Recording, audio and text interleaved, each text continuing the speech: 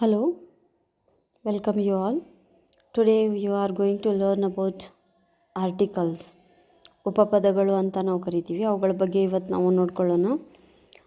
Articles are words that define a noun as specific or unspecific. ಉಪಪದಗಳು ಅಂತಂದರೆ ಶಬ್ದಗಳು. ಆ ಶಬ್ದಗಳು ನಾಮಪದವು ನಿರ್ದಿಷ್ಟವಾಗಿದೆಯೋ ಅಥವಾ ಅನಿರ್ದಿಷ್ಟವಾದ ನಾಮಪದವೋ ಎಂಬುದನ್ನು ವ್ಯಾಖ್ಯಾನಿಸುತ್ತದೆ. Those articles are a, an and the. ಆ ಉಪಪದಗಳು ಯಾವುವು ಅಂತಂದರೆ a, an ಮತ್ತು the ಆಗಿವೆ. There are two types of articles. Indefinite article, they are a and an. ಅನಿರ್ದಿಷ್ಟ ಉಪಪದಗಳು ಅಂತ ಕರಿತೀವಿ ನಾವು ಈ a ಮತ್ತು an ಅನ್ನು. ಡೆಫಿನಿಟ್ ಆರ್ಟಿಕಲ್ ಅಂದರೆ ನಿರ್ದಿಷ್ಟ ನಾಮಪದ, ನಿರ್ದಿಷ್ಟ ಉಪಪದ, ಅದನ್ನು ನಾವು ದ ಅಂತ ಕರಿತೀವಿ.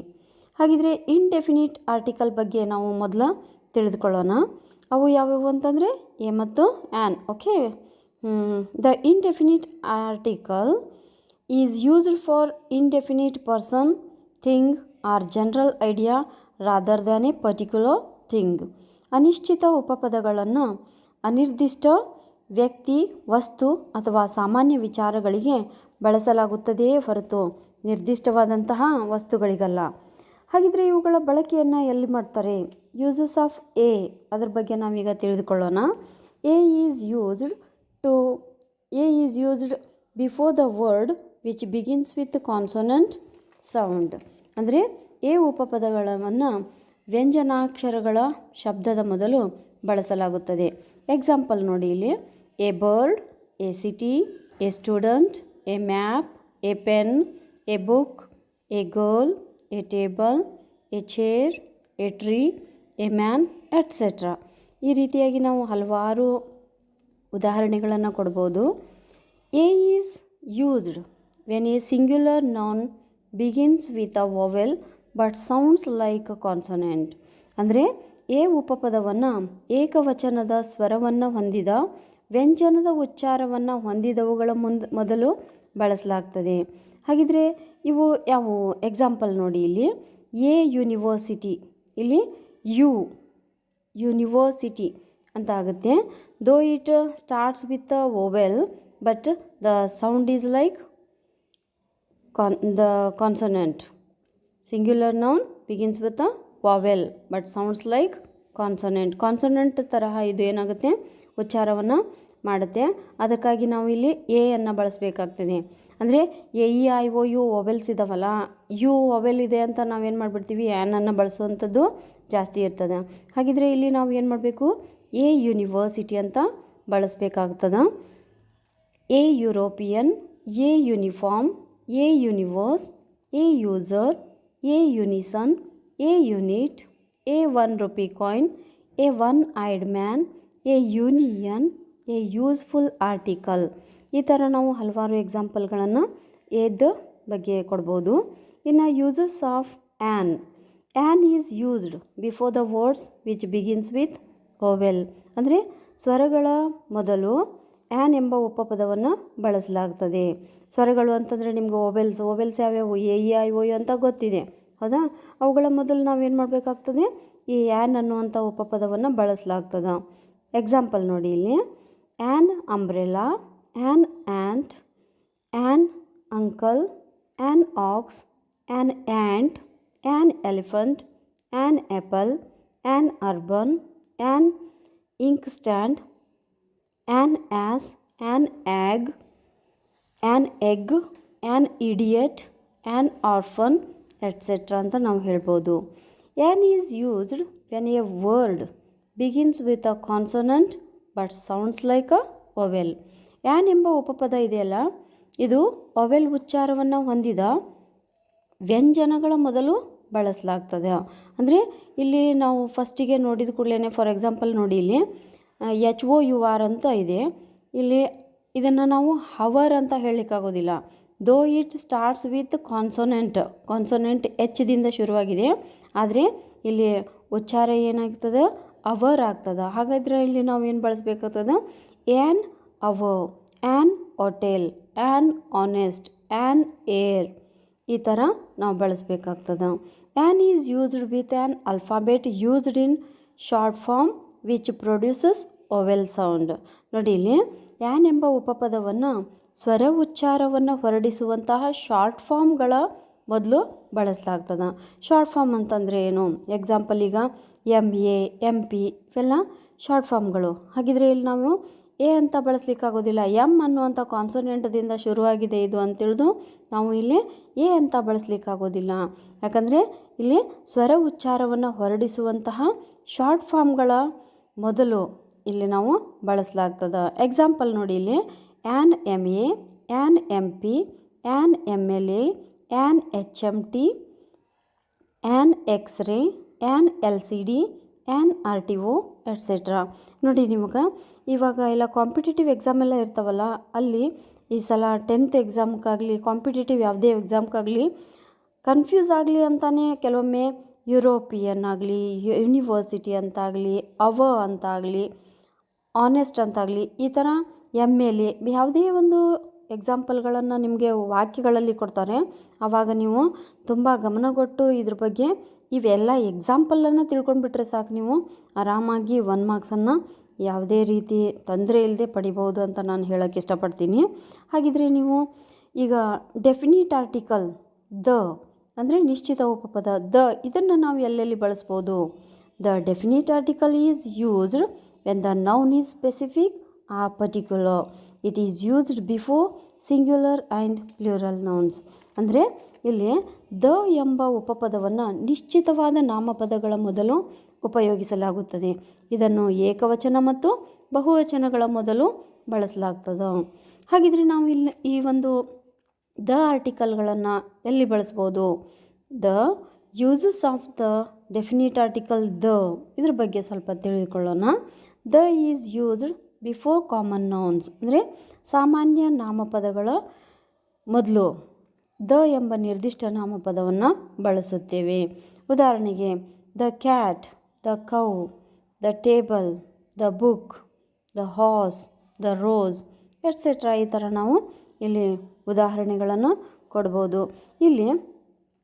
ಇಲ್ಲಿ ಕಾಮನ್ ನೌನ್ ಅಂತ ಹೇಳಿದ ಕೂಡಲೇ man and woman, the two nouns man and woman used in general sense to denote the whole class. ಈ ಒಂದು ಹೋಲ್ ಕ್ಲಾಸಿಗೆ ಇದು ಸಂಬಂಧಿಸಿದ್ರಿಂದ ಇಲ್ಲಿ ದ ಮುಂದೆ ನಾವು ಯಾವುದನ್ನು ಇಲ್ಲಿ ದ ಅನ್ನೋದನ್ನು ಬಳಸಲಿಕ್ಕೆ ಆಗೋದಿಲ್ಲ. ಮ್ಯಾನ್ ಮತ್ತು ವುಮನ್ ಮುಂದೆ never and they never have either article. ಅಂದರೆ ಇಲ್ಲಿ ಯಾವುದೇ ಒಂದು ದ ಆಗಲಿ ಆ್ಯನ್ ಆಗಲಿ ಅಥವಾ ಎ ಅನ್ನೋದನ್ನು ನಾವು ಇಲ್ಲಿ ಬಳಸಲಿಕ್ಕೆ ಆಗೋದಿಲ್ಲ. ಎಕ್ಸಾಂಪಲ್ ನೋಡಿ ಇಲ್ಲಿ man is the only animal that uses fire ಅಂತ ನಾವಿಲ್ಲಿ ಹೇಳ್ಬೋದು. ಇನ್ನು ಎರಡನೇದಾಗಿ ನೋಡಿ ಇಲ್ಲಿ the is used when we speak of a particular person or thing or one already refer to. ಅಂದರೆ ನಿರ್ದಿಷ್ಟವಾದ ವ್ಯಕ್ತಿ, ವಸ್ತುಗಳು, ಅವುಗಳ ಕುರಿತಾಗಿ ಮತ್ತೆ ಹೇಳಬೇಕಿದ್ರೆ ಅಲ್ಲಿ ನಾವು ದ ಅಂತ ಬಳಸಲಾಗ್ತದೆ. ಉದಾಹರಣೆಗೆ ನಾವು ಮೊದಲಿಗಾಗಲೇ ಯಾವುದೋ ಒಂದು ವ್ಯಕ್ತಿ ಬಗ್ಗೆ ಮಾತಾಡಿರ್ತೀವಿ, ಆ ವ್ಯಕ್ತಿ ಅಥವಾ ವಸ್ತು ಗೊತ್ತಿರೋದಿಲ್ಲ. ಎರಡನೇ ಸಲ ಅದೇ ವ್ಯಕ್ತಿ ಅಥವಾ ವಸ್ತುಗಳ ಬಗ್ಗೆ ಬಳಸ್ತಾ ಇದ್ದಾಗ ಬರವಣಿಗೆಯಲ್ಲಿ ಆವಾಗ ನಾವೇನು ಮಾಡ್ಬೋದು? ದ ಅಂತ ಬಳಸ್ಬೋದು. ಎಕ್ಸಾಂಪಲ್ ನೋಡಿ ಇಲ್ಲಿ the book you want is out of print. The book means ಇಲ್ಲಿ ಪರ್ಟಿಕ್ಯುಲರ್ ಆಗಿ ದ ಅನ್ನೋದನ್ನು ರಿಪೀಟ್, ಅಂದರೆ ಇಂಥದೇ ಪುಸ್ತಕ ಅಂತ ಇಲ್ಲಿ ಹೇಳಲಾಗ್ತದ. ಇನ್ನು ಮೂರನೇದಾಗಿ ನೋಡಿ ಇಲ್ಲಿ the is used with the names of gulfs, rivers, seas, oceans, mountain ranges etcetera. ಅಂದರೆ ಈ ಕೊಲ್ಲಿಗಳು, ನದಿಗಳು, ಸಮುದ್ರಗಳು, ಸಾಗರಗಳು, ಪರ್ವತ ಶ್ರೇಣಿಗಳ ಜೊತೆಗೆ ನಾವು ದ ಅನ್ನುವಂಥ ಉಪಪದವನ್ನು ಆರ್ಟಿಕಲನ್ನು ಬಳಸ್ತೀವಿ. ಎಕ್ಸಾಂಪಲ್ ನೋಡಿ ಇಲ್ಲಿ the Ganga, the red C, the Indian ocean, the Himalayas, the Persian Gulf, the Alps. ಇಲ್ಲೇ ಆಲ್ಪ್ಸ್ ಅಂತಂದರೆ ಹುಲ್ಲುಗಾವಲು ಅಂತ ಆಗುತ್ತೆ. ಇನ್ನು ನಾಲ್ಕನೇದಾಗಿ ನೋಡಿ ಇಲ್ಲಿ the is used before the names of certain books. ಅಂದರೆ ನಿರ್ದಿಷ್ಟವಾದಂತಹ ಪುಸ್ತಕಗಳ ಮೊದಲು ಉಪಪದವನ್ನು ನಾವು ದ ಅನ್ನೋ ಉಪಪದವನ್ನು ಬಳಸ್ತೀವಿ. ಎಕ್ಸಾಂಪಲ್ ನೋಡಿ ಇಲ್ಲಿ the Ramayana, the Vedas, the Puranas, the Quran, the Mahabharat, the Bible et cetera. ಅಂದರೆ ಇಂಥದೇ ಪುಸ್ತಕ ಅಂತ ನಿರ್ದಿಷ್ಟವಾದಂಥ ಪುಸ್ತಕಗಳ ಮೊದಲು ನಾವು ಇಲ್ಲಿ ದ ಅನ್ನೋದನ್ನು ಬಳಸ್ತೀವಿ. ಅದೇ ರೀತಿಯಾಗಿ the is used before the names of the unique things. ಅಂದರೆ ನಿರ್ದಿಷ್ಟವಾದ ವಸ್ತುಗಳ ಮೊದಲು ದ ಎಂಬ ಉಪಪದವನ್ನು ಬಳಸ್ತೀವಿ. ನಿರ್ದಿಷ್ಟವಾದ ವಸ್ತು ಎಕ್ಸಾಂಪಲ್ ನೋಡಿ ಇಲ್ಲಿ, the earth, the sky, the sun, the moon, the world etcetera. ಅಂದರೆ ಇಲ್ಲಿ ಮತ್ತೆ ಅರ್ತ್ ಅಂದರೆ ಒಂದೇ, ಇದು ಹೌದಾ, ಯುನಿಕ್. ಹಾಗಾಗಿ ಸ್ಕೈ ಒಂದೇ, ಯುನಿಕ್ ಆಗಿರುವಂಥದ್ದು. ಇಂಥದ್ರಲ್ಲಿ ನಾವು ದ ಅನ್ನುವಂಥ ಉಪಪದವನ್ನು ಬಳಸ್ತೀವಿ. ಇನ್ನು 6ನೇ ಪಾಯಿಂಟ್ ನೋಡಿ ಇಲ್ಲಿ, ದ ಈಸ್ ಯೂಸ್ಡ್ ವಿತ್ ಸೂಪರ್ಲೇಟಿವ್ಸ್. ಅಂದರೆ ಅತಿಶಯೋಕ್ತಿ ಅಂತ ಕರಿತೀವಿ ನಾವು. ಸೂಪರ್ಲೇಟಿವ್ಸ್ ಡಿಗ್ರೀಸ್ ಅಂದರೆ positive degree, comparative degree, superlative degree ಅಂತ 3 ಪ್ರಕಾರಗಳಿವೆ ಡಿಗ್ರೀಸ್ ಆಫ್ ಕಂಪ್ಯಾರಿಸನ್ನಲ್ಲಿ. ಅದರಲ್ಲಿ ಅತಿಶಯೋಕ್ತಿಗಳ ಜೊತೆಗೆ ಈ ಒಂದು ದ ಅನ್ನೋದನ್ನು ಬಳಸ್ತೀವಿ. ಉದಾಹರಣೆಗೆ, William Shakespeare is the greatest dramatist and poet. Anant was the best table tennis player. ಈ ರೀತಿಯಾಗಿ ನಾವು ಇಲ್ಲಿ ದ ಗ್ರೇಟೆಸ್ಟ್, ದ ಬೆಸ್ಟ್ ಇದು ಸೂಪರ್ಲೇಟಿವ್ ಡಿಗ್ರಿನಲ್ಲಿ ಬಳಸಿರುವಂಥದ್ದು, ಅಲ್ಲಿ ನಾವು ಇದನ್ನು ಬಳಸ್ತೀವಿ. ಇನ್ನು 7ನೇದಾಗಿ ಹೇಳಬೇಕಂತಂದರೆ, the is used with ordinals. ಅಂದರೆ ಕ್ರಮಾಂಕಗಳ ಜೊತೆಗೆ ನಾವು ದ ಅನ್ನೋ ಉಪಪದವನ್ನು ಬಳಸ್ತೀವಿ. ಉದಾಹರಣೆಗೆ ಆರ್ಡಿನಲ್ಸ್ ಅಂತಂದರೆ ಯಾವುದು? The first, the second, the third ಹೇಳ್ತೀವಲ್ಲ, 10th, the last, the second etcetera. ಇಂಥವುಗಳಿಗೆ ನಾವು ಆರ್ಡಿನಲ್ಸ್ ಅಂತ ಹೇಳ್ತೀವಿ. ಅವುಗಳ ಜೊತೆಗೆ ದ ಅಂತ ಬಳಸ್ತೀವಿ. ಇನ್ನು 8ನೇದಾಗಿ, the is used before musical instruments. ಅಂದರೆ ಸಂಗೀತ ಉಪಕರಣಗಳು ಇರ್ತಾವಲ್ಲ, ಅವುಗಳ ಮೊದಲು ನಾವು ದ ಅನ್ನೋದನ್ನು ಬಳಸ್ತೀವಿ. ಎಕ್ಸಾಂಪಲ್ ನೋಡಿ ಇಲ್ಲಿ, the flute, the piano, the tabla, the guitar, the drums, the violin et cetera. ಇವೆಲ್ಲ ಏನಿವು ಸಂಗೀತದ ಒಂದು ಇನ್ಸ್ಟ್ರೂಮೆಂಟ್ಸ್, ಮ್ಯೂಸಿಕಲ್ ಇನ್ಸ್ಟ್ರೂಮೆಂಟ್ಸ್ ಇವು. ಅವುಗಳ ಮೊದಲು ನಾವು ದ ಅನ್ನೋದನ್ನು ಬಳಸ್ತೀವಿ. ಇನ್ನು 9th one, the is used before the names of the news papers. ಅಂದರೆ ಈ ದಿನಪತ್ರಿಕೆಗಳು ಏನಿದಾವಲ್ಲ, ಅಂಥ ದಿನಪತ್ರಿಕೆಗಳ ಮೊದಲು ನಾವು ದ ಅನ್ನೋದನ್ನು ಬಳಸ್ತೀವಿ. ಎಕ್ಸಾಂಪಲ್ ನೋಡಿ ಇಲ್ಲಿ, the Indian Express, the Hindu, the Deccan Herald, the Times of India. ಈ ರೀತಿಯಾಗಿ ನಾವು ದಿನಪತ್ರಿಕೆಗಳ ಮೊದಲು ದ ಅನ್ನೋದನ್ನು ಬಳಸ್ತೀವಿ. ಅದೇ ರೀತಿಯಾಗಿ ದ ಈಸ್ ಯೂಸ್ಡ್, ಇದು 10ನೇ point, the is used with the names of the directions. ಅಂದರೆ ದಿಕ್ಕುಗಳಿದಾವಲ್ಲ, ದಿಕ್ಕುಗಳ ಜೊತೆಯಲ್ಲಿ ನಾವು ದ ಅನ್ನುವಂಥ ಉಪಪದವನ್ನು ಬಳಸ್ತೀವಿ. ಎಕ್ಸಾಂಪಲ್ ನೋಡಿ ಇಲ್ಲಿ, the east, the south, the west, the north etcetera. ಈ ರೀತಿಯಾಗಿ ದಿಕ್ಕುಗಳ ಜೊತೆಗೂ ಕೂಡ ನಾವು ದ ಅನ್ನೋದನ್ನು ಬಳಸ್ತೀವಿ. ನೋಡಿ ವಿದ್ಯಾರ್ಥಿಗಳೇ, ಇವಾಗಲೇ ನೀವು ದ ಮತ್ತು ಎ ಆ್ಯನ್ ಆರ್ಟಿಕಲ್ಸ್ಗಳನ್ನು ನಾವು ಡೆಫಿನಿಟ್ ಆ್ಯಂಡ್ ಇಂಡೆಫಿನಿಟ್ ಆರ್ಟಿಕಲ್ಸ್ ಇವುಗಳನ್ನು ನಾವು ಯಾವ ರೀತಿಯಾಗಿ ಬಳಸ್ತೀವಿ, ಅವುಗಳ ಎಕ್ಸಾಂಪಲ್ಗಳನ್ನು ಈಗೇನು ನಾವು ಕೊಟ್ಟಿದ್ದೀವಲ್ಲ, ಆ ಎಕ್ಸಾಂಪಲ್ಗಳನ್ನು ನೀವು ಚೆನ್ನಾಗಿ ಅರ್ಥ ಮಾಡಿಕೊಂಡ್ರೆ ಸಾಕು. ಯಾವುದೇ ಒಂದು ಪರೀಕ್ಷೆ ಇರಲಿ, ಅಲ್ಲಿ ನಿಮಗೆ 1 ಮಾರ್ಕ್ಸ್ ಅಥವಾ ಎಷ್ಟು ಮಾರ್ಕ್ಸಿಗೆ ಅದು ಕೊಟ್ಟಿರ್ತಾರಲ್ಲ, 10th ಮಾತ್ರ ನಿಮಗೆ 1 ಮಾರ್ಕ್ಸಿಗೆ ಇದು ಇದ್ದೇ ಇರುತ್ತೆ.